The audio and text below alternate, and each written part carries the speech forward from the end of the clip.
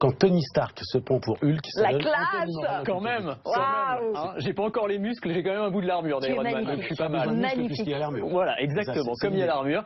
Ce que j'ai sur moi, cet étrange appareil, c'est ce qu'on appelle un exosquelette, c'est-à-dire des gros bras mécaniques montés sur ressort. Je vais vous montrer à quoi ça ressemble. Je vais me tourner, hein, vous allez voir l'appareillage dans le dos, c'est quand même assez spectaculaire, qui va décupler ma force. Ça va me permettre de porter des poids lourds en ayant l'impression de porter quasiment rien du tout, jusqu'à 25 kilos, et je vais avoir l'impression de porter mon smartphone, quoi. Alors là, j'ai pris un extincteur, j'avais rien d'autre sous la main, donc je vais prendre ça. Frédéric Simotel était pris. Frédéric Simotel était déjà pris. C'est méchant. Bon, c'est pas énorme, ça pèse quand même 10 kilos et je suis pas non plus bâti comme musclore, et je pourrais tenir comme Non, ça vous êtes bien, pendant... quand même. Hein, quand même. Quand même. Je me suis amélioré, musclé sec on va dire.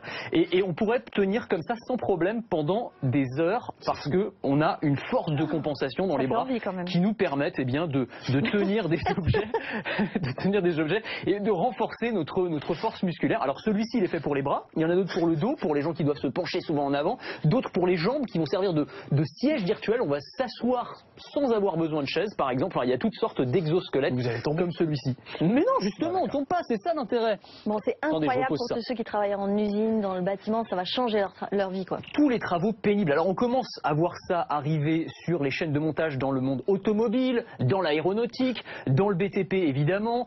On a aussi un potentiel chez les manutentionnaires, évidemment, tous ceux qui doivent porter alors un gros objet pendant toute la journée, type un marteau-piqueur par exemple, ou alors ceux qui doivent répéter un geste toute la journée, par exemple ceux qui travaillent dans les entrepôts et qui doivent remplir des colis. On peut imaginer des applications, moins de pénibilité, moins d'accidents de Je travail, le veux, ce truc-là, moi. moins de troubles liés de troubles musculaires et plus de productivité parce que c'est l'exosquelette qui fait une partie du boulot. Et voilà. Et en plus on a la classe. Ouais, Hein, c'est vrai.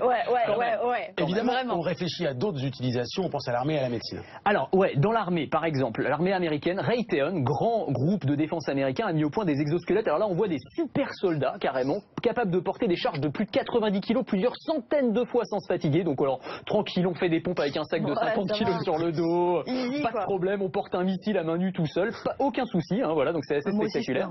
je Et alors on a dans le domaine de la médecine, encore plus spectaculaire, il y a quelques jours, des images d'une personne paralysée, handicapée, qui a marché à nouveau Ça, c'est grâce à un exosquelette. Alors là c'est un système un petit peu plus complexe, c'est-à-dire qu'il y a un système de stimulation de la moelle épinière, évidemment, mais c'est quand même l'exosquelette qui aide, qui porte les jambes de cette personne, donc et immense espoir évidemment pour toutes les personnes handicapées. Je vous retiens pour mon déménagement. Bougez pas. J'arrive. On va aller faire des pompes.